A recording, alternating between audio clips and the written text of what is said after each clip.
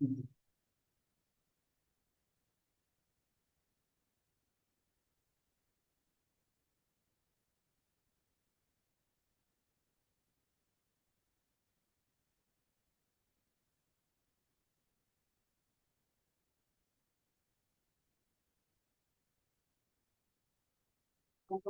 you.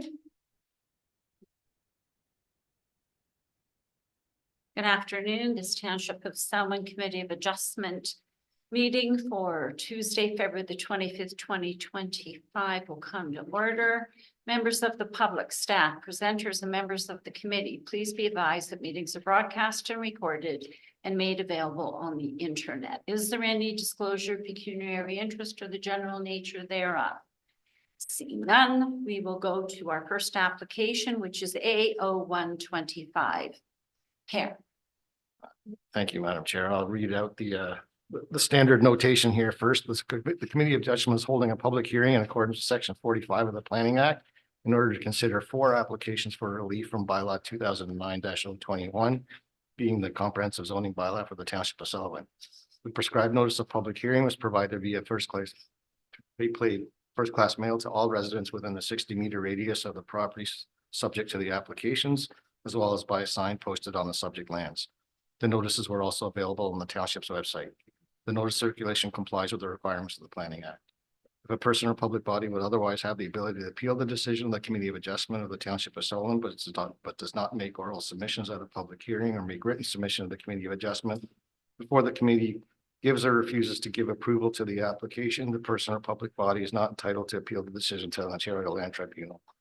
If a person or public body does not make oral submissions at a public meeting or make written submissions to the Committee of Adjustment of the Township of Selwyn in respect of the proposed variances before the committee gives or refuses to give approval to the applications, a person or public body may not be added as a party to the hearing of an appeal before the Ontario Land Tribunal, unless the opinion of the tribunal there are reasonable grounds to do so. If you wish to be notified of the decision of the Committee of Adjustment, you must make written request to the Secretary or Treasurer of the Committee of Adjustment, providing your name and address or email address. Did you want to go with A1 first or A30-24 that was carryover from last year? Yeah, we can do A30-24 first, sure. Okay, so starting from A30-24, this is for 1658 Poplar Point Road South. This is for the development of the property with a new roughly 4,000 square foot, just over 4,000 square foot single attached dwelling, including an attached garage. The reliefs being requested are to reduce the high water mark setback from 30 meters to 10.7 meters, to reduce the minimum high water setback to 9.8 meters to an open deck, to reduce the minimum front yard setback from 7.5 meters to 4.87 meters to an attached garage, to increase the maximum lot coverage, all buildings and structures from 20 to 25%, and to increase the permitted encroachment of an even guttered into a required front yard setback from 0.6 meters to 0.8 meters. And finally, to reduce the setback to the center line of a township road to an attached garage from 17.5 meters to 9.87 meters. We have comments of no concern from the Tonabee Region Conservation Authority, County Public Works, and the Pine Ridge District School Board. Permits will be required from the Conservation Authority. This is noted as a condition of the recommended approval of the minor variance. I find that the application meets the 4 tests of a minor variance, and I do recommend the application for approval. Thank you very much. I understand we have the agent, Jane Humphreys, attending virtually. Jane, do you have anything you wish to add to the planner's comments? Thank you. No, I have nothing further to add. All right, but you're here for questions if needed. Yes. Thank you. Is there anyone that registered to be against or for this application? We have no one else here virtually for this application, Madam Chair. Thank you very much, Deputy Clerk. I will bring it to Councillor. Are there any questions? First of all, Deputy Mayor Blanc. Thank you, too, Mayor. I have I support the application, but I got more of a question around the archaeological assessment and the definition of undisturbed areas. And I'm not sure if this is the right time to ask the question, or can we ask the question once we're done with the business of Go ahead. It's not Nelson. particular to this particular application, but it appears on most applications. It's under conditions, in this case, it's number 7. If there is to be any soil disturbance or excavation of any undisturbed areas in accordance with the MTCS criteria for evaluating archaeological potential, that the applicant be required to complete an archaeological. I'm not going to go through it all, but what's the definition of undisturbed when in most cases they're building on the same footprint or they're replacing part of a structure or something like that, which was already built years ago and disturbed. So what's the definition of because I know this is a common one we put on all of them. What is the definition in your view of when you think that would be necessary? Because in this case, it's a condition, but does the applicant come back and say, well, I did disturb, so I don't need to do it?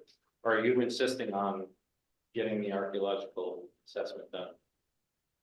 So through you, Madam Chair, a couple of points on that. Generally, it's required when you expand beyond the original footprint of any existing structures. The structures, and the excavation for it is what causes the disturbed area. So anytime that there's any expansion, significant expansion, not fractions of a millimeter kind of thing, right? Yeah. Beyond the footprint area of an existing structure, then the archaeological assessment condition is recommended as a condition.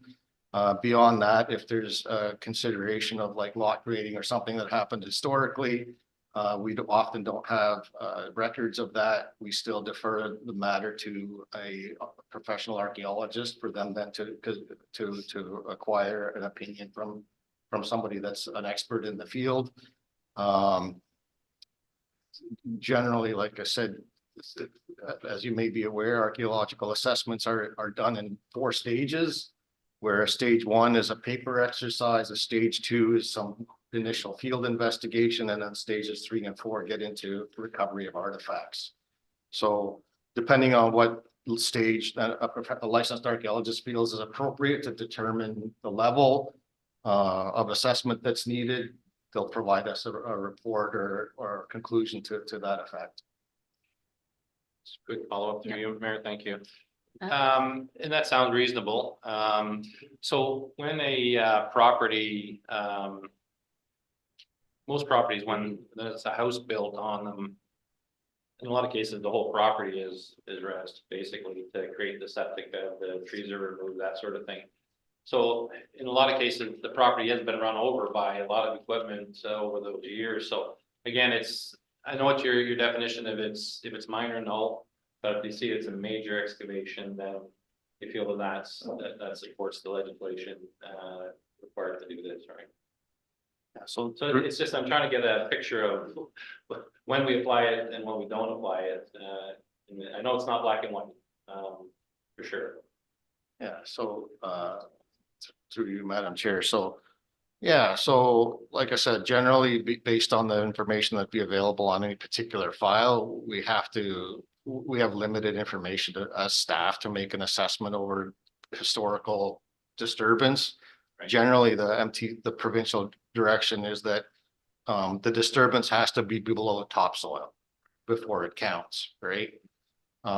So what level of disturbance below topsoil historical development may have had, it's difficult for staff to make that determination beyond the footprint area of a foundation, for example, right? So that's why we defer the matter to a licensed archaeologist to make a professional opinion on the matter. Thank you. Thank you. And Member Boyko, you had a question? Member Boyko, right? Thank you. Through you, Chair, not Mayor. I have one question and then a process question. I guess like Mr. Black, Member Black, I'm trying to educate myself on process. The first question is, I look at the conditions and there are 8 of them. And the one condition says the applicant is advised to establish, looking at number 8, and establish an increased vegetation zone along the shoreline. So that is up to the applicant, whether that happens or not. And it is just, we advise that it happens, but it doesn't matter whether it does or not. Am I reading that correctly? Through you, Sherry, that's correct. Okay, the second question is, there are 8 conditions there. Has the applicant been made aware of all of these and agreed to do all of the 8, meet all of the 8? Excuse me, the application I'm looking at has 6. Am I on the wrong application here? Oh, sorry, 6, not 8, 6. Okay, Yeah. So I'm looking at number 24. Because 3024 and 3024, there are 8. Okay. Yeah, because we skipped to the last one. Yep. Yeah. Okay, so has the applicant agreed to meet all of these conditions? so. Like they're aware of it. This is going to be a surprise, is what I'm saying. Through you, Madam Chair. Yeah, so when we write up the notices of complete application, these conditions are noted as conditions that may be imposed by the Committee of Adjustment. So yes, they are made aware that these conditions may follow with an approval. Okay, so now my process question. Again, I need this education. I appreciate it.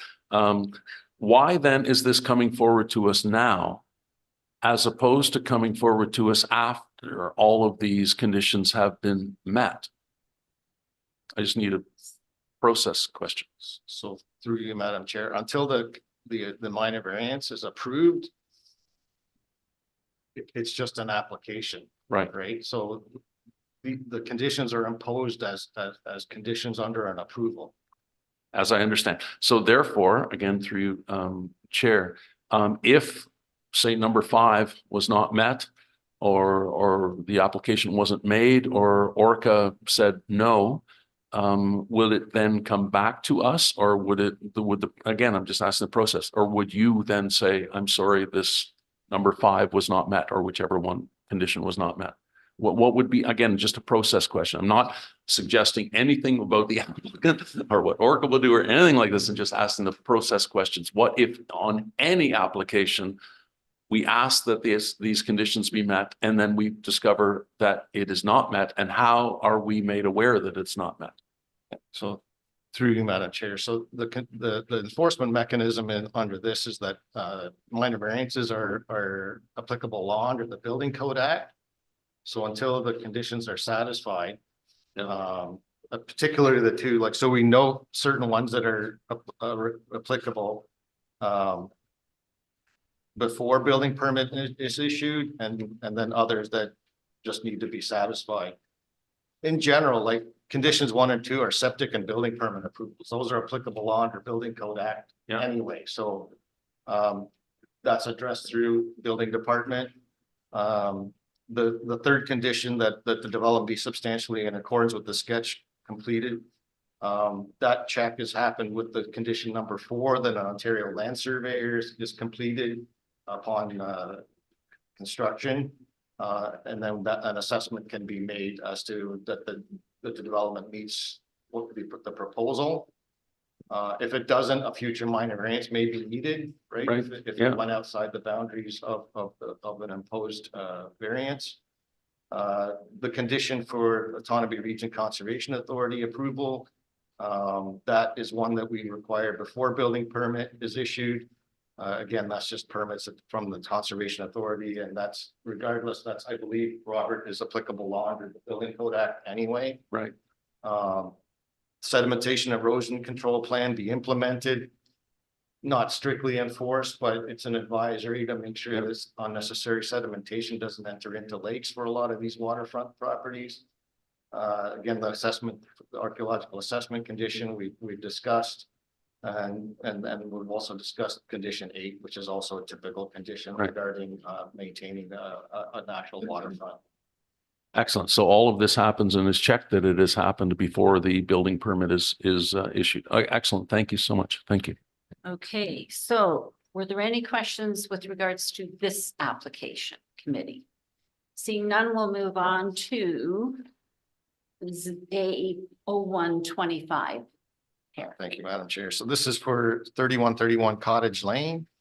This is again for the redevelopment of the subject property with the new roughly 3,500 square foot single detached dwelling, including an attached deck, open deck, and covered front porch. Again, we've received comments from the Conservation Authority that are in support, but requiring permits as part of the development or construction process.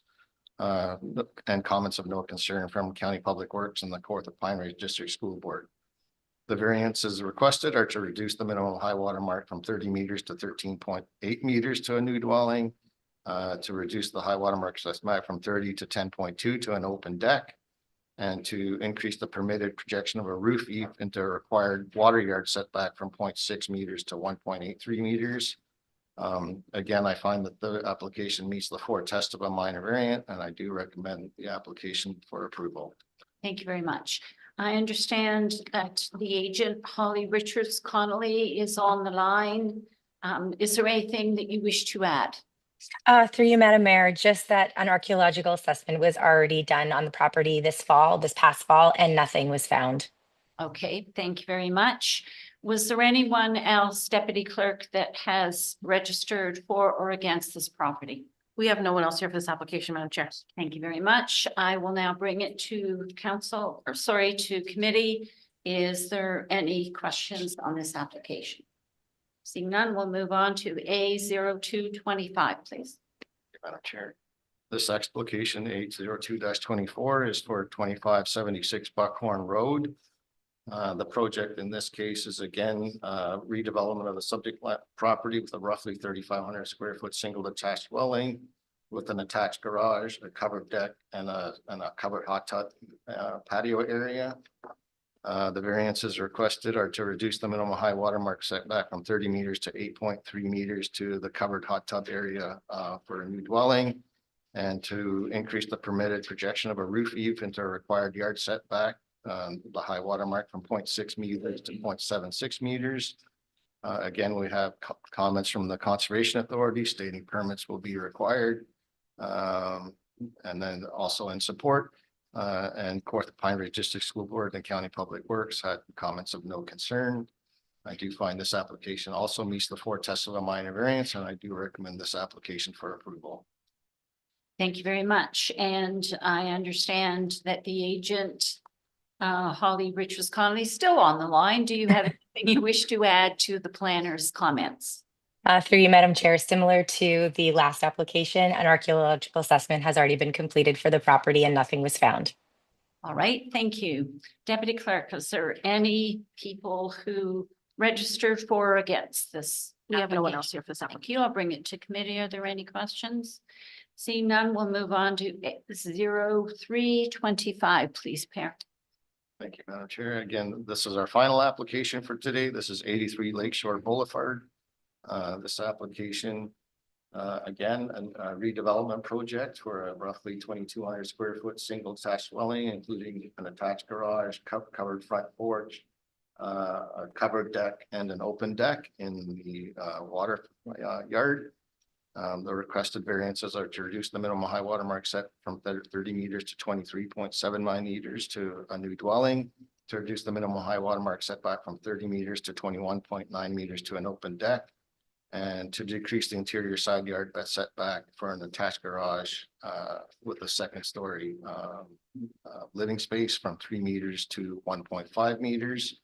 Again, we have comments of support and or permits being required from the Autonomy Region Conservation Authority, and comments of no concern from the Kawartha Pine Ridge District School Board and the County Public Works Department.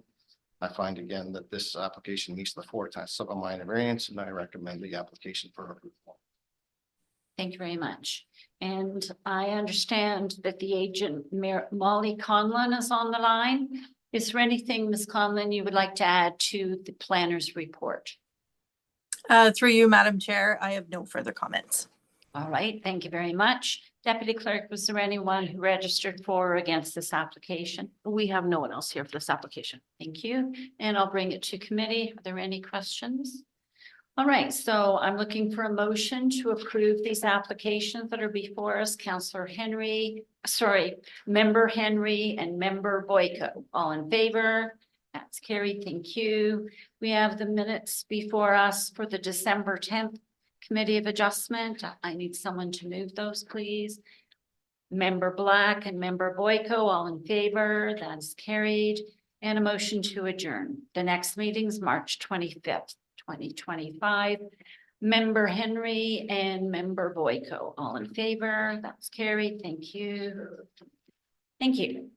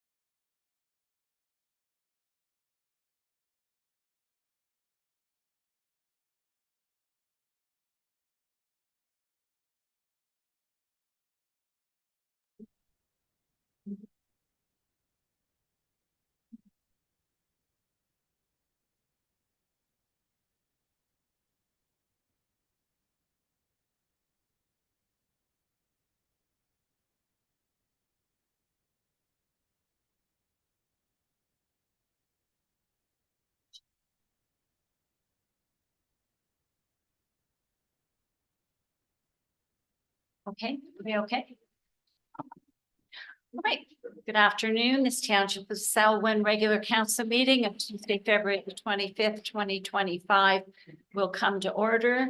We respectfully acknowledge that we are on the treaty and traditional territory of the Mississauga and Anishinaabe. We offer our gratitude to the First Peoples for their care for and teachings about our earth and our relations. May we honor those teachings. Please observe a moment of silence so that council, staff, and members of the public can quietly reflect on our duty to the community that we are trying to serve.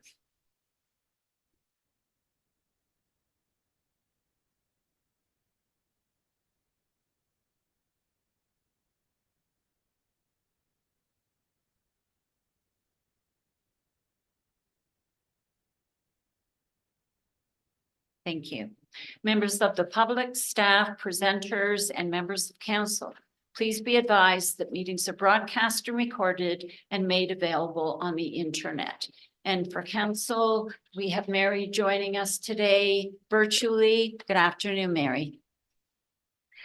Is there any declaration of pecuniary interest in the general nature thereof? Seeing none, we have the minutes of February the 6th and February the 11th. I'm looking for someone to adopt them. Councillor Henry and Deputy Mayor Black, all in favor. That's carried. Is there any discussion out of the minutes? Seeing none, our first public meeting is proposed building bylaw fee increase. And we are hearing from Robert Kelly on this. Robert. Good afternoon, Mayor, Senate, and Council. We are holding a public meeting today for our increase in building permit fees. The Building Code Act requires a statutory meeting be held with public notice being given, and that's the purpose of the meeting today. In accordance with our building bylaw 2024-27, we have a clause in that bylaw to increase our building permit fees by CPI, and that is the purpose for this meeting today. The proposed increase is 1.7% based on the Consumer Price Index of Ontario for all items as of December. And I'm here to take any questions from you or the public. All right, thank you very much. Is there anyone here that is in favor of this application? We don't have anybody virtually regarding this file. I know that we have other guests here, but you never know. So don't want to take it for granted. So seeing none, are there any questions or comments from council on this? If not, I'll be looking for a motion to approve. Councillor Henry, Councillor Boyko, all in favor. That is carried. Thank you very much. We will now have Nancy Turner and Julie Grant give us a presentation. There's a mic up there, please. Nancy, you're doing the presentation? I am. All right, thank you. Welcome. Thank you. This is actually always a pleasure for Julie and I. And so Julie is taking the seat this time and I'm taking the podium, but she will be engaged in any questions, I know. We are pleased to do an update to you of where we're at with the project with the Jude's Joy Inclusive Playground. We've learned a great deal about the connection between public awareness and fundraising. And so as we entered the public eye and develop public awareness, it's been a slow road, but we felt a connection starting in the fall. And it was connected to fundraising as well. Just to start the year, we finished the year of 24 dramatically with donations coming from several clubs for $10,000 being handed to us or $5,000. And we were really getting excited and momentum was growing. January started off with the Lift Lock tournament, actually, and we were invited to be part of that and saw Councillor Black there that night and received a $2,500 check from that tournament. And they only have one charity they gave to, and it was us this year. But we got involved in the Polar Fest, your Polar Fest, and worked with Bell Rotary at the Plunge as well, and have a report that lets you know that we served 350 people that day, ran out of pancakes by 11:45 in the morning. It was a tremendous collaborative effort, which was reassuring to us because that's the nature of our approach right from the very beginning on this project.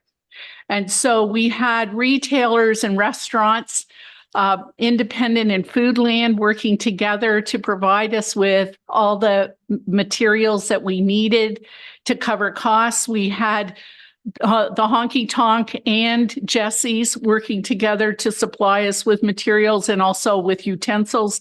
We had St. Martin's Church and Bridgenorth churches announcing from the pulpits what was going on. We had the Pete's, the Lakers, the NHL Players Association, and we had Sparky from the firefighters, and we had Teddy from the Lakers all with us that morning, including 30 volunteers. I found myself being the driving force on this project because Julie was occupied. And so with a brand new baby, and Zaina, in fact, was introduced to the crowd that day. We seated like 150 people, a couple or 2.5 times. And each time I got to do a 2-minute speech, not knowing if I could hold people's attention that day, but they were involved in eating their breakfast. And so I was able to get their attention. And not only did I introduce Judy and Aaron, but Jude, who people know now, and Zaina. And so it really was important, we concluded, for them to put a face to this project. And like I said, in my 2-minute speech, I got to give 3 times that morning. I was able to inform this large group of people what this project was. And we were all both amazed and grateful that people attended to my words, because there were many that didn't know anything about it. And they were sensitized to the needs of this and recognized the importance of having it in Selwyn, located in Selwyn, and that it would draw from all of Peterborough to this to our region. I emphasized the cost of this project, how this wasn't going to be something that got duplicated because of that reason, but that it was going to be unique to this region with, as you remember, the closest projects being in Port Perry and in Port Hope. I was able during that morning to say we had crossed the $125,000 mark, that we had crossed the halfway point because of their support, and 3 times that got applause. What I didn't know was that by the time the day was over, I was going to have a deposit ready for Monday morning of $6,200 brought in by the breakfast. And we are still waiting on what the final numbers are from the plunge. But thanks to Mary and the Playground Plungers, 3 other brave souls who took the plunge. And I was pleased to find out from Bell Rotary, Shannon Junkin jumped. And it was the very first time she had ever jumped. And she did it for Jude's Joy. To carry on, we were to announce that we have campaigns. One's just finished up at Foodland from their cashiers, the point of sale. We brought in another $500. The deli in Bridgenorth is doing a cookie campaign for us for the next 3 months, and then we're going to review it and perhaps continue with them. So they're $2 cookies. From every $2 cookie, $1 comes to the project. We've got donation boxes at Bell's Garage and also at Home Hardware in town. That's had a slow start, and I'll be checking in with them this afternoon as I head back through town. I'm just going to pause at this moment to say that I probably am going to send out a note to our counselors that have a closer relationship to Lakefield, because I've focused on Bridgenorth and Ennismore, and it's time to bring Lakefield in on this and see where we have opportunities to inform them. So our presentations connected to the public awareness piece launched into really zeroing in on the service clubs to begin with. And the service clubs responded really well to us. So beyond Bell Rotary and the Optimist Club, we reached out into Peterborough and into the surrounding area. And so to this point, we've presented to 6 different clubs and have received donations, pledges, or verbal commitments from all of them. We have another presentation to Scotts Plains Kiwanis Group, March the 12th, and we just received a $500 commitment from Buckhorn Lions. And so that's, again, another group. And the Buckhorn Lions has been without any presentation at all. I'm going to plug in as well that we're waiting on a vote from the Firefighters Association to make a donation from them as well. And so that's kind of exciting. It is exciting. I don't know if Sparky will be there for the delivery of the check or not, but he did great.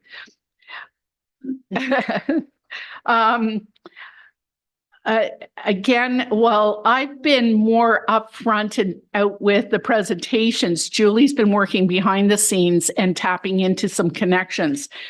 So we have tapped into the Royal Bank of Canada. And we are now on their Benevity list that offers a list of accepted charities by the Royal Bank from Lakefield to Durham, and we're hoping for across Canada that all their employees can donate to. I had a meeting with Reagan Kennedy, who is the manager of the Lakefield branch, who very excitedly was saying that he would be at a meeting that we'll be presenting to March the 12th in Peterborough to the business leadership of the Royal Bank. And that he'd be at that one. And he talked at length about the culture that they have of encouraging all staff to participate and volunteer situations. And he said, Nancy, just let me know where you need us and we'll be there. And Foodland along those same lines has also said, Nancy, wait until the barbecue season starts. We'll get the barbecues happening and count on our donations for that. Kim Wynot of the CIBC branch in Bridgenorth is looking into that as well and is going to see what they can do for CIBC. We are currently waiting for a presentation date and time with Curve Lake, with the chief and the council. And that's been set up through the Director of Health and Nicole Capalbo, the Home and Community Care Manager of Curve Lake First Nations Seniors.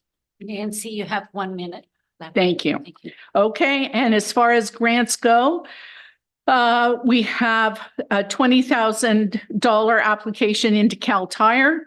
We've got an application that is being finished up for next week. Julie's working with the township to apply to the Trillium grant by March the 4th.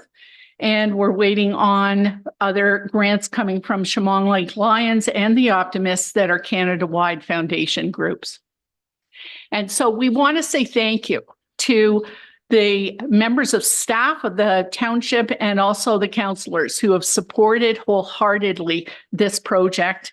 And we want to say thank you. Well, thank you very much for what you are both doing. It's a wonderful cause. We live in an amazing community. They always step up whenever it's needed, and I'm very proud of that fact. Are there any questions or comments? Mary, do you have anything you'd like to say? Okay, thank you. Councillor Boyko. Thank you through you, Mayor Sennis. And thank you for all that you are doing. We had a conversation, I know, right at the outset, and then we made clear that I made clear that I was much a supporter for all of this, and I'm glad that you said that all of council is, because we are. And I hope that you come with that email to me, phone call to me, and I will be happy to do whatever I can. I've already been noting things that I could. Oh, great. And like the question is, and I remember you and I talked way at the beginning of the actual number that you're looking for. I see how much has been raised so far. What is the number? What is your goal? 250,000. 250,000. Okay. And there's 125K now, but there's even more than the 125. Yeah. And Ed Barber has the numbers and works with Lane. And so I believe we're past 135 now. So 135 out of 250. Yeah. Okay. Okay. Mhm. Well on the way. Excellent. Okay. I look forward to the Talking email. further. Thank you, sir. Thank you. Deputy Mayor Buck. Thank you to you, Mayor. Sen, it's just more of a comment than anything. That pancake breakfast was exceeded expectations, and Yeah. I think I flipped more pancakes in that day than I will in the rest of my lifetime, but they were coming fast and furious. I think we had 5 people flipping pancakes back there trying to keep up with the crowd, so congratulations on that. And to get 30 volunteers in today's day and age, that says how much support there is out there for it. And your volunteers are great on the day, kept it moving, cycling those people through, cleaning the tables. It was just a fantastic event. It really was. Thank Yeah, you. to have something, you know, in the winter time like that in the community is great as well. And it's a natural fit to Polar Plunge that day, obviously. You can get some warm pancakes into you before you jump in the water. But anyway, congratulations on a great event. Thanks so much. All right, I would need someone to receive the presentation. Councillor Boyko, Councillor Koulis, all in favor? That is carried. Thank you very much, and thank you again. Good luck with the rest of it. We'll keep you updated. Absolutely. All right, were there any questions that came in, Madam Clerk? No questions. Thank you. We will now move on to Lane with the final adoption of the budget PSAP compliance report. Lane. Thank you, Madam Mayor. Yeah, this is the kind of the end of our budget cycle. Started back last year. Just to recap, we've went through a series of different meetings, providing information to council throughout the time frame. And last we met, received direction to bring forward this report to council. We still, assuming the recommendation is approved, there's still a number of steps before we get to taxation aspects. So I understand the county was considering their ratios and things like that this week, so I think that that was all approved based on what I had been informed from the county. So we'll get the formal tax ratios and things like that. That will allow us to move forward with establishing our tax rates, and then we'll have a tax rate bylaw will come before council. And then, of course, at some point, we'll report back to council again on the consolidated rates, including the province. I received questions just about this actual report. What's this all about? And I have to say it's difficult to explain what this report is all about. For years and years, we have worked on the annual budget process and trying to come up with net expenditures so that we can come up with a net tax levy, and that allows us to bill taxes. But with some of the changes in the Public Sector Accounting Bureau, and specifically related to full accrual accounting, it's important that council understand what isn't included in the budget. So things like amortization expenses, post-employment benefits, the solid waste landfill closure costs, and also post-closure costs. Those are the types of things that we don't budget in our annual tax budget. And so that's what the report that's included here in this report actually provides to council. It's just that reminder that those things are not included in the budget that council has considered. Those are more in line with how the financial statements will be reported. And that's why this report's important to our auditors in particular. The other process just to make note of is that it's likely that, well, first of all, council will see another type of compliance report with the Woodland Acres budget for water, with the Lakeville Water and Sewer budget again. And then based on the materiality or the magnitude of any possible budget amendments throughout the year, or any reports that we bring to council, sometimes there's another PSAB report that comes as a compliance consolidation. And it's likely that council will probably even see that consolidated report for the 2024 year, just to ensure that the financial statements are presented in a way that council has already approved. So that's about the best way I can explain what the purpose of this report is. It's just that it's outlining to council, these are the types of excluded expenses, and that the attachment that's there is likely going to come back to council again for further final approval. Yes, so just for clarification, the process you're using isn't varied from last year or the year before or the year before. To you, Madam Chair. No, ever since the PSAB changes were required, I worked with the audit team putting together the compliance report, which is what it's referred to at several other locations. In the actual attachment that was there, I did circulate here, just unfortunately it was just today, but there is a couple of changes in that attachment. But as I mentioned to council, you're probably going to see this report again. The one was a sign change with respect to unfunded liabilities, and it was just reversed. It says less whatever, but then there's no negative beside it. It was cut and paste. And then ensuring that all the levies and area rates and everything are included in there. But I'd respond to any questions, Council Hedden. Thank you. Are there any questions? Councillor Blake? Yes, through you, Mayor Sandus. Yeah, this was the question that I asked Lane earlier today about the less the increase in unfunded capital. It was a use of a double negative. I understand it now. Perhaps you could explain, just because we're in a public meeting, where I had a concern about the annual deficit at the bottom line of almost $240,000, and why we needn't worry about that number. Sure. So as we had through you, Madam Mayor, as we discussed, that's a little bit of the issue with the compliance report, right? The concern quite often is that, and I would expect that by the end of the year, this will be a positive number, so it'll probably be a surplus. So the concern at the start when this changed was, how do we explain to our ratepayers that we require a tax increase, that we need to levy for taxes, and at the very end, after the compliance report all comes through, you may have a surplus or in the hundreds of thousands of dollars, right? So it has to do once again with the how it's shown from a taxation perspective versus how it's shown from a financial reporting perspective.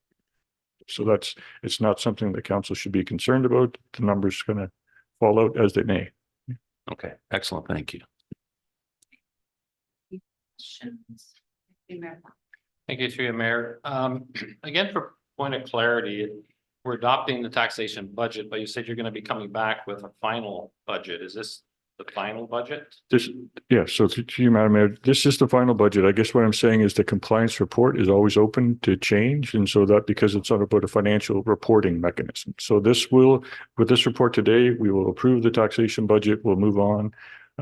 We will have other compliance reports that will come before council as we have in the past. Okay. So I'd just like to make a few comments about the budget process that we've gone through. And again, not addressing any particular individual on council or staff. But based on the current process, I don't think council's really been given the opportunity for meaningful engagement in the development of the budget or encouraging a debate on significant increases to the budget that staff have embedded in the budget. Other municipalities achieve this objective by either having a finance committee with a couple of members of council participating in the budget development or having staff bring forward a budget based on previous year's costs and provides council with recommendations and costs for additional expenses or reductions for the new budget. This allows council to discuss and debate the merits of the budget increases in open session and provides transparency to our residents for those additional costs on the tax levy. An example of council involvement in the development of the budget is at Peterborough County Council. And you notice in your package today is a report from the Finance Committee of, and through Jennifer Stover, the CFO and Director of Corporate Services, a report that talks about some of the processes that happen at County Council. The committee members develop the draft budget and then it's presented to County Council with a number of options, inclusive and exclusions from the budget for discussion. At County Council, I made a motion this year to ask staff to go back and look at a 2% reduction in discretionary expenses, which would equal about a $700,000 reduction in expenses, and that was supported by members of council. County staff, with the support and direction of CFO and Director of Corporate Services Jennifer Stover, who's also a Lean Six Sigma Black Belt, have come back with a report with over $800,000 in savings found over the past 3 months. The County Council report is attached to the agenda and covers a number of areas that staff looked at, including reviewing all reserves to determine whether they have sufficient funds for the intended purposes and whether there's a need to continue adding taxation dollars to the budget for that purpose. I'm not saying that our staff aren't actively reviewing similar opportunities for annual cost reductions, but it's not evident in the budget development or presentations to council. I spent about 7 hours reading and combing through this year's budget and submitted a dozen questions, resulting in a 4-page document that included responses from Lane. I also asked several more questions in the council meetings, again, trying to bring more transparency to our budget for our residents. The motive for my questions are not to question the integrity or competency of staff. That can't be farther from the truth. I've known and worked with most of the senior staff from my first term in council in 1993 to now. And we're very fortunate to have knowledgeable and dedicated senior team that has served the township very well over this period. I ask questions not because I don't necessarily understand the answers, but rather to bring significant changes to the budget into open session for discussion. This council has the fiduciary responsibility to completely understand the budget, ask questions of staff, and debate and approve additions to the annual budget in open session. This is council's budget and our responsibility. In my opinion, the current budget development process does not engage council in a meaningful way. Over the past 3 years, this council has essentially stamped the budget with no changes as presented by staff. When I was on Smith Township Council in the 90s, there was a finance committee. I'm not sure when or why the committee was eliminated in the amalgamated Smith Township, but I believe it would be beneficial to the budget process moving forward to have that process in place. Thank you. Thank you. Are there any other questions of Lane? None. Oh, yes, Councillor Hill. Thank you. Through you, not necessarily a question. However, I must say we are a very privileged council as we get to sit here and work off the backs of others. Our township staff and previous councils have been diligent and able to build up our reserves to today's levels through a very slow and steady pace. And these monies come directly from our township ratepayers. We need to be cognizant of this and also be aware that we have to rely on them We have as a council been able to use up about $2.5 million of these reserves since we've come on board so far. We do need to uphold the practice of a slow and steady approach to maintaining our reserves, allowing us to plan for future expenses, whether it be for the fire stations, road vehicles, any upgrades to our facilities or other unforeseen expenditures. Ironically, I encourage all of council to go and see Lane Vance's chair in his office. It is literally held together with duct tape. This speaks volumes to his frugal commitments on spending as manager of financial services and our beloved treasurer. Thank you. I just want to mention that there was no finance committee at county. And there was one created for a reason that does not exist in this township. And I will just leave it at that at this point. I think this is a good, clean budget. I've been on council 20 years. I've never questioned or found a necessity to have an oversight committee on our treasurer. And I believe that everyone in this township is transparent. There's nothing that we have to hide. Just because there was monies that were found at the county doesn't mean that our township runs at the same level. I don't believe that there's fat here. I think that everyone really is careful with their nickels and dimes. I've been proud of that. It's the reason that we have the lowest tax rate in this county. And it's because of past staff, past and present staff, and past and present council that this is happening. So that's my 2 cents on this. I'm going to call vote on the recommendation. We have a mover of Councillor Henry for this recommendation and a seconder of Councillor Koulis. All in favor?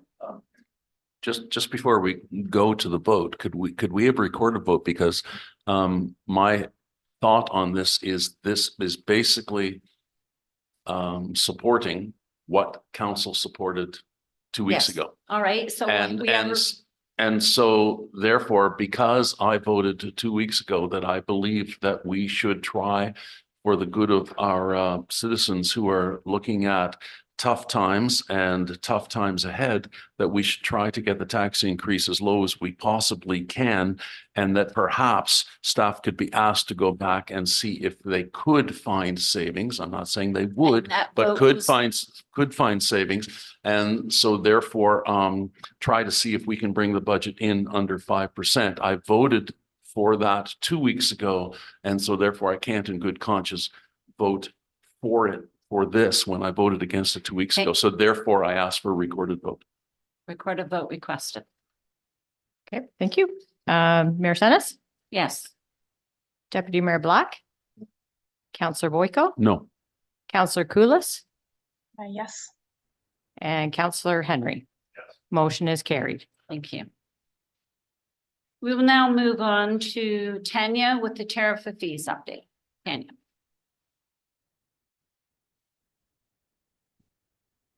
Yes, thank you. Council is familiar with this report. It comes to council pretty much every year to look at our user fees. We take, as staff, we review all the fees and get direction from past council motions, whether that be an increase of CPI or the use of a study like marina utilization study or the fundraiser and revenue generating study that recommended certain fee changes. So we take that information and then adopt it annually. The only thing that I wanted to bring to light for council is we are recommending this year that a new fee be imposed, which is the municipal support resolution request fee. So this is for requests that we get from proponents regarding energy related projects, similar to our telecommunications telecommunication tower fee. This type of request where they are requesting that the township provide a support resolution takes a lot of time to review and from many departments and many staff members. So we are suggesting that we impose the same fee that is used for the telecommunication tower, which is $1,779.75, and that would be effective as of March 1st. Bearing that, I can certainly ask any questions or answer any questions that council may have. All right, thank you very much. Are there any questions on this report? Seeing none, I look for someone to move it. Deputy Mayor Black, Councillor Henry, all in favor? That is carried. Thank you. Consent items. Is there anything anyone wants pulled? Councillor Boyd. Yes, through you, Mayor Sennis, I would like 5B, the fire department report pulled for 2 brief questions. On number 6, the correspondence for discussion, 6A1, the AMO actions on tariff and trade. And from the Peterborough County report, 7A, number 2, the community school and community safety zones. Those 3. Is there anything else anyone wants pulled? Seeing none, let's approve what hasn't been pulled. So Councillor Koulis, would you like to move what hasn't been pulled? Okay, moved by Councillor Koulis, seconded by Deputy Mayor Black, all in favor. That's carried. Thank you. So the first one that you have, That's the fire report. the fire. 5B. Yes. 2 questions, through you to the chief.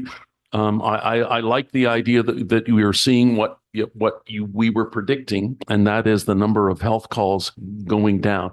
Do you expect to see this? You sort of hinted at this, but I want a little specificity. Is it your expectation that these numbers will continue to decline? Through you, Mayor Sennis, I hope so. Yeah. I'm going to say we're probably 45% confident with maybe this new system starting in a month from now, actually. That should, but it is the CAC asks a lot more questions for that person that calls in 911 that's got a medical emergency. So now it's dropped down to many more tiers. So whether we get called to that or not, probably not like we are now, but there's always that part that we may get called to something that's fairly significant. And EMS may be on their way and they may get a call and revert it to something that's on a higher level. So we may be stuck at the scene. So that's something that we're going to have to work out as this whole new system comes into play. So there are probably 6 municipalities in the province that have been using this for a year and a half. And there's trial and tribulations through how the system works. I think it's worse probably in a full-time system than it is maybe in ours and a rural setting too. So I'm hoping it goes comes down. Our numbers are down. Well, we were down 100 about 3 weeks ago. It's been a busy last 3 weeks. And I'm not going to say we're getting those calls we did before, but we're getting a lot of calls that are serious. So I don't know what's with the people's health, but I think maybe we need a little sunshine and spring weather. So I'm hoping 45%. We'll see a fair reduction. I'm hoping. So right, and tied to that, if I could, through you, Mayor, my follow-up question. So if the decline continues to happen as we hope it does, there'll be implications. One, our firefighters won't be called out on as many calls. It's got to be good for their health and safety and family situation. And if the number of calls continues to decline, there will be budget implications too, because the amount going out will be there as well. Yeah. Excellent. When will you be confident to say, I think this is working? Like summer, fall, end of the year? When do you think the trend that we're seeing now, you will be able to predict? I'm going to next year's budget to say, I think now we can predict next year's budget based on not just an indication of where these numbers are going. We can now see where these numbers are going. Would that be summer, fall, or winter where you can actually say, I think now we can predict next year's budget? I'm gonna say probably a 3-month period for the system to get the burps out. Right. And then probably maybe 3 to 4 months of the usage after that, to see where our numbers fall. So probably summer, fall. Yeah, give or take. And not, Yeah, not, I'm gonna say probably late fall. yeah, Then, okay. Counselor, yeah. That's good because there's growing pains to any new Yeah, system. You can't predict. exactly. Excellent. Thank you. Councillor Henry. Thank you, through you. Thank you, Chief Joplin, for using your crystal ball there to count chickens that haven't hatched yet. And as nice as it is, coming from a police services board meeting yesterday, as your calls drop, others go up. So the savings aren't necessarily going to be an overall savings. We're just playing with the cups and shifting money underneath it with the balls. And the police services and our paramedic services are seeing an increase in calls. We've also seen a drop in new hires for paramedics. So don't be surprised if you may still have to be backing things up because people's health, just like you say. So I'd be cautious with predicting the future and also what we're going to benefit from it. Thank you. All right, the next one is 7A, and I also would like to pull the minutes for the February 5th. Sorry, actually, there was 6A1. Oh, 6A1, sorry, jumped one. That's the tariffs and. Yeah. 6A1, actions for tariffs and trade. We all, even people who don't follow the news a lot, know that we have Mr. Trump rampaging. And who knows what he's going to say from time to time. I don't think he knows what he's going to say from time to time, but there are going to be implications, no doubt, for our economy. And I'm wondering, I guess through you, Mayor Senes, you brought forward a motion in County Council and you distributed it last council meeting and said it would be coming. I wonder if you will be making a motion with respect to our procurement and purchasing practices in Selwyn Township with respect to reacting to the tariffs. I absolutely will, and that's why I've asked for the minutes to be pulled that February 5th, because that's the date that resolution was there. So excellent. So we'll talk about it when we Yes. pull yours. Okay. Yep. Excellent. All right, now we will move on to 7A. Okay, 7A, the Peterborough County report. I read with interest about the school and community safety zones the county has been talking about. And it states there that any schools that are on or adjacent to county roads, application can be made, I assume, by the municipalities in which those schools are located. Application can be made for a school and community safety zone. And if approved by county, there would be radar speed signs erected on either side of the school. There would be school pavement markings, and there would be a reduction in speed to 40 kilometers an hour. I know of Lakefield College School. My question is this: are there other schools in Selwyn other than Lakefield where the school is on or adjacent to public to a county road, in which a school community safety zone could be implemented? Do we know just off the top of our heads? Would like to answer that. Yeah, we have St. Martin's in Ennismore that's on the county road. That's the only one I could think of too. So it's just the two that I could think of. Yeah, so if they're thinking about private schools, they would have Wayside, Wayside Academy. right? Of course, Lakefield College is in Durham Dummer, but Right. same situation. Yeah, so just so you know, Councillor Boyko, Yeah. it was recommended by county council, because I couldn't attend that meeting, but I did watch it Yep. after the fact, and they've sent it back to the townships for comment and would like to see the townships adopt the same kind of plan that they are going to be using. So it's all Okay, it makes perfect sense. So my follow-up then, that it looks like we're looking at three schools, Lakefield, St. Martin's and Wayside. So what would be the process going forward then if we would like to, if council would like to see those three declared school and community safety zones around them? I know in Lakefield already we have signs that say that.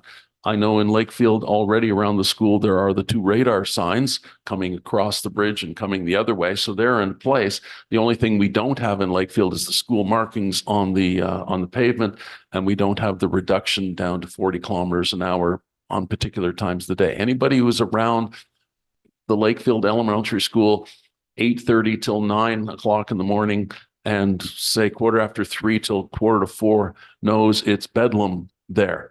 It's a matter of time before something that we don't want to have happen happens. And so this might be a way to do that. So my question then is, what is the way forward, given what the mayor has just said, so that we can ensure that we have school and community safety zones, or at least inquire as to school and community safety zones around the 3 schools? Madam Clerk. Sorry, I think I just, I read through it quickly. So I think there's 2 different applications though. So you have a school safety zone. And I think that the county's policy would automatically apply when it's on a county road adjacent to the school. The community safety zone would be different than a community safety zone. And I believe that's where a written request would have to come from the municipality. So to answer your question, I think it's a given that if a school is on a county road, it needs to meet the policy. Right. And currently, and I'm pretty sure Wayside does have the zone. Yes. So I think all 3 of our schools in Selwyn are school safety zones. So they will have to probably update some of the signage to match what the new policy is, but they will just automatically do that. We don't have to request it. Okay, that goes to my question if I could. So I'll talk about Lakefield because I know it best. Again, I said the speed radars are there, but the pavement marking isn't done and the slowing to 40 isn't done. So what is the process for getting that? Sorry, done? there are pavement markings. That there. say school? Yes, yeah, there are. And I believe it is 40 as well. But regardless, I think this policy would ensure that those school safety zones all have to comply with the new policy, if indeed they don't now. But I'm pretty sure that they're already 40, but I don't want to say that. I want to check too. Yep. So there is nothing that we need to do to have the county implement this. And I go back to the mayor because of what you said about the going back and forth. We don't need to do anything to ensure that this happens. It comes from the county without us requesting it. So Janice just noted she's not sure that the count, did you adopt this policy We yet? sent it to the townships for comment. Okay, yeah. Yeah. So we're waiting, the townships are all getting it. They will send it back, then they will finally adopt it, depending on, what comes back to them. So It's will still in council, flux. so will council have any say in this, or is this something that staff responds to? That's what I'm asking is the process. That's all I'm asking about is the process. Right. So at the end of the day, this policy is going to be a county policy and the county will be responsible to implement it. So I think as Angie has said, where there's a school on a county road, then it will be subject to the policy. The county will ensure that any of those situations meet the policy. If there's a community safety zone request, then there would have to be an application go forward. I'm not 100% sure. It seems like that might be from the municipality, but we'll have to work our way through it. But I think what the county has done, they haven't approved the policy as I understand it. They've sent it to the lower tiers. I'm not sure if they're looking for our comment or if they're just looking for us to adopt something similar. I don't know until we actually get that request. But yes, that would have, as a policy, that would have to come back to council. Okay, I share your questions and confusion. Okay, thank you. Okay. Councillor Koulis. Thanks. I don't know if there's an answer to this at this point, because it does lean on county passing this and or adopting this policy, but with the CIP in Ennismore coming up, like if it does go through, would those coincide together or would the work be over time. I know we don't know the process right now, but I'm just wondering if there's any inkling of if they could coordinate or not. Thanks, Mary. Where we're doing improvements would be outside of the school safety zone. So they would complement one another. Certainly what we're planning to do at the intersection and at the sidewalk improves pedestrian safety to get to the school. So they'll work in tandem, I guess, but they really are separate. Sorry, can I do a follow-up? Just to clarify, I'm just wondering if the construction, I guess, could happen at the same time. I see how they would definitely complement each other. I should have said that differently. Yeah, I don't know that there would be any construction required for the school safety zone. Typically, it's signage, pavement markings. Yeah, I don't think there's any actual construction that would have to take place. I'm just thinking of not that we're busy downtown in this more, but I mean, if it's a Sunday, it gets pretty clogged up near the church. So I'm just thinking of timing and everything that's happened with the causeway. And even us just pushing back the work in Bridge North, right? Giving people a bit of a break. I think just kind of thinking of timing around this. If it was to go through, what the timing could look like if it would have to come into force right away, and if that coincide with the CIP, that's more the broader questions I was asking. But thank you. Adam. Through you, Madam Mayor. To answer that a little bit too, Mary, like the county does tend to do line painting typically in the springtime. So I'd imagine if this policy passed and there was school zone painting requirements, they'd incorporate that into their line painting tender. And quite often on the busy county roads, that line painting is done at nighttime. So it wouldn't have as much of an impact to the time of year based on that. That's good to know. Thank you. Deputy Mayor Black. Thank you, Chair Mayor Sanis. Yeah, no, I asked a couple of questions. Imagine that at county council on this one. Because I asked the question, what happens if the school is on both the township and the county road, like the Wayside? And I asked that the private schools be circulated as well as the municipalities, the lower tier hadn't been circulated prior to it coming to county council for review and so on. So, you know, the Wayside, that corner, as Chief Jopling knows, is a common corner for getting cars out of ditches and everything else. There's, despite incredible signage at that intersection that we've updated many times, it still seems to be some fast cars going through there. And so the upgrades, you know, potentially to that area, it is marked school. There are some markings on the pavement. I do know that because I go down that way quite a bit. But I think maybe the speed signs, the rest of the requirements in that area might help to slow down some traffic at that intersection. It's got to be one of the highest numbered of accidents in the township at that intersection. It seems every couple of months there's a car over in the ditch somewhere because somebody thinks that there's a stop on the center line as well as it's a four-way stop when it's not, obviously. So yeah, so I think obviously I think the Wayside address is center line. So they would, the county would probably, I don't know if there's, again, whether there be signage on the Woodland side as well, would that zone would extend onto the township road or not? I guess that's really my question, is if there's, you know, some kind of working with the county on it, would it also include signage and the same policy on the township side? I guess that's what we'll have to think through when we get their policy. Yeah. I think Okay. that's what they're kind of asking us to consider, if I understand what the discussion's been. So yeah, we'd have to consider that and bring that back for Fair you. enough. All right, I pulled number 10 off of the county minutes of February the 5th, which is the notice of motion that was sent out. Moved by myself, seconded by the warden, and it had to do with tariffs and coming up with a policy where the provinces work together to ensure that they remove barriers for trading. And looking at procurement policies, purchasing policies that looks into addressing the concerns of the barriers that exist right now. I would ask that our township council support this motion and send it to the, endorse the motion and send it to the parties that are involved. If I can have someone. I'll move that endorsement. Moved by Councillor Boyko, seconded by Councillor Henry, all in favor. That is carried. If I could ask a related question, Yeah, this goes to why I, excuse me, why I asked for the AMO report, on actions and tariff trade to be pulled. And it relates directly to the motion that we just endorsed. Yep. So through you to staff, the procurement policy that we have in Selwyn, is the procurement policy such that, or can it legally be that we will, when practicable, purchase Canadian-made products from Canadian companies? Janice.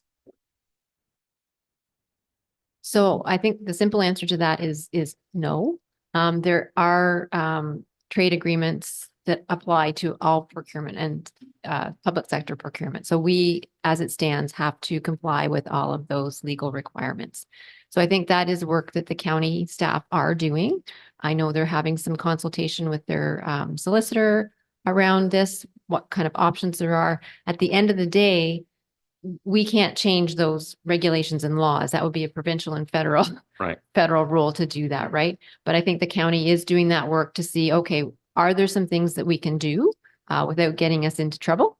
And they will share that information with us, and then, you know, we can work from that. I don't think there's any point in duplicating those efforts. I trust that the county has a purchasing department, so I'm sure they'll bring forward any options that are available and share with everybody. If I could, thank you for that. I just want to let staff and council know that I don't know if other council members have been asked, but I've been asked a number of times that question. And so I'm happy to give that answer. Thank you.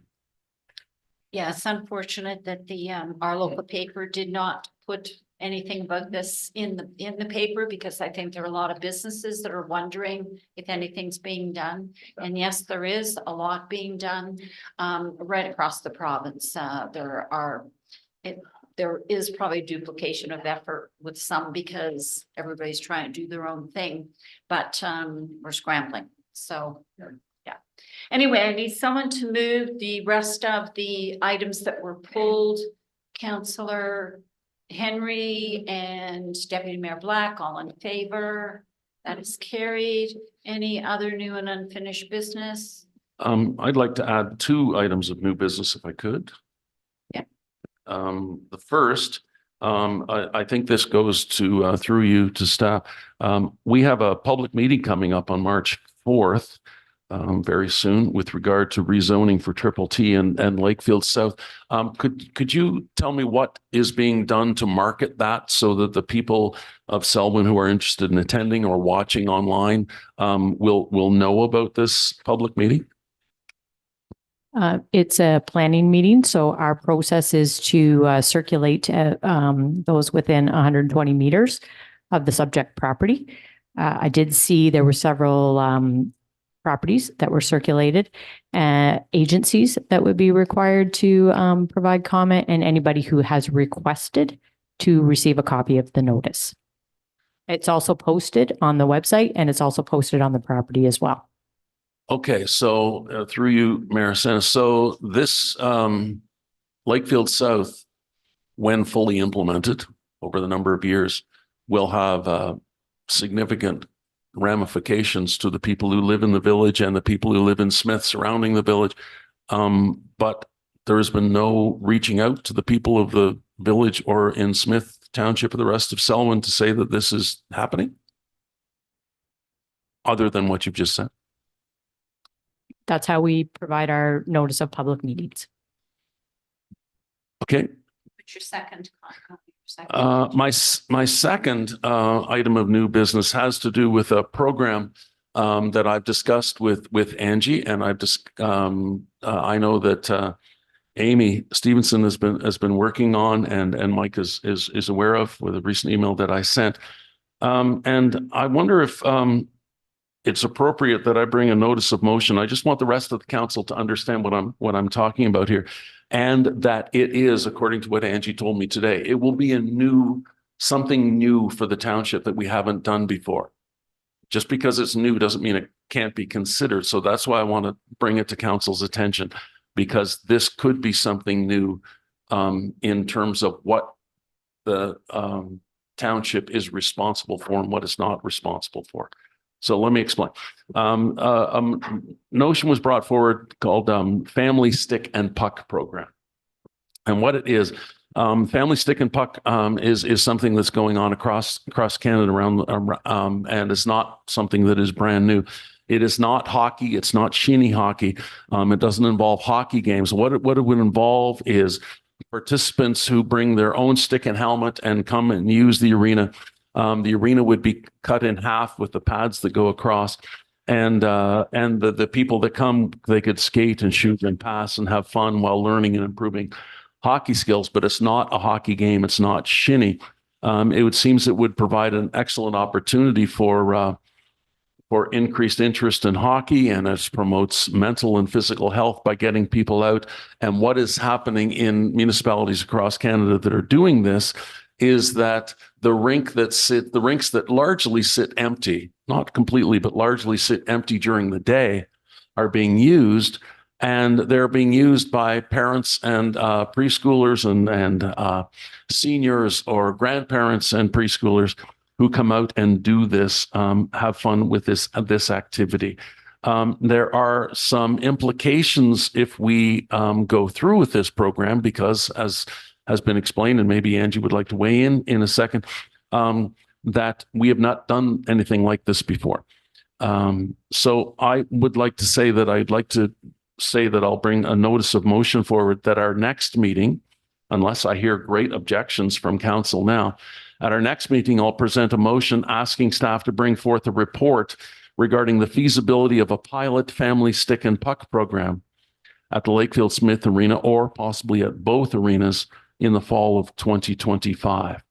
And I guess with that, Mayor, I'll ask Angie, or if she would like to carry on the conversation with what we were talking about earlier today. I have great respect for what Angie said, and that this is something new. Maybe you can explain how it's something new, not just the program itself. Yes, so we did have the inquiry. So we certainly, from an insurance perspective, wanted to kind of understand from our insurance company how they would view this type of program. And they would view it similar to shinny hockey. So I appreciate it. It's not necessarily a hockey game, but with pucks, sticks, and helmets, it's essentially shinny hockey. So there would be requirements around requiring waivers, signing folks in, making sure that they're well aware of the risks. This is not a program. We don't do any direct programming as a municipality. So this is definitely something that is not what we operationally do. That's not what our recreation services plan recommends. We have facilities, parks, arenas where we have space that's rented. So this would be a departure from what we would do, and it would put a whole kind of different onus on us as a municipality to operate it properly. Right, if I could. So this therefore is if a hockey league, for example, wants to operate on Monday and Thursday mornings, for example, that is a separate organization. They get their own insurance, they sign the waivers, they do all of that stuff, and they set it. So if this were to happen, the way it would happen is a separate organization would have to be created and therefore carry on. So and we don't necessarily have to have an organization. We do rentals all the time where somebody isn't affiliated with a sanctioned like OMHA, or in the case of the skating club, Skate Canada, where insurance is covered that way. You can rent the ice. John Boyko, you sign the facility rental agreement. It includes liability and waiver information. And then you can purchase liability insurance through a product that we have available for individuals that aren't sanctioned or affiliated with an organization.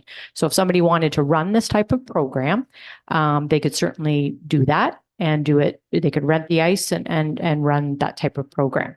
Yeah. All right. So Councillor Boyko, we don't have a notice of motion. You're talking about something the rest of council really doesn't have awareness of.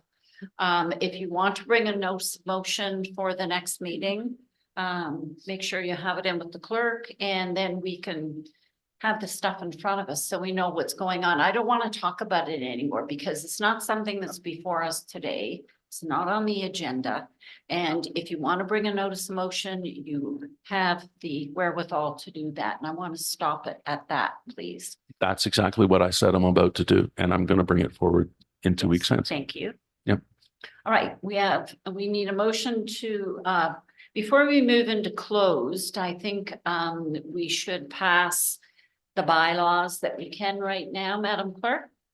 Sure thing. So we've got bylaw 11. It's to authorize the MOU with the Annismore Curling Club to extend the term. And then 12 to amend the tariff of fees bylaw to add the municipal support resolutions. Have someone move those? Councillor Koulis? Seconded by Councillor Henry. All in favor? That's carried. I need a motion to go into close, please. Councillor Henry, Deputy Mayor Black, all in favor? That's carried. Thank you. And are we going to have it here or go? Mary, can Mary join us? Are you leaving us, Mary? Okay. All right. I'm gonna call in.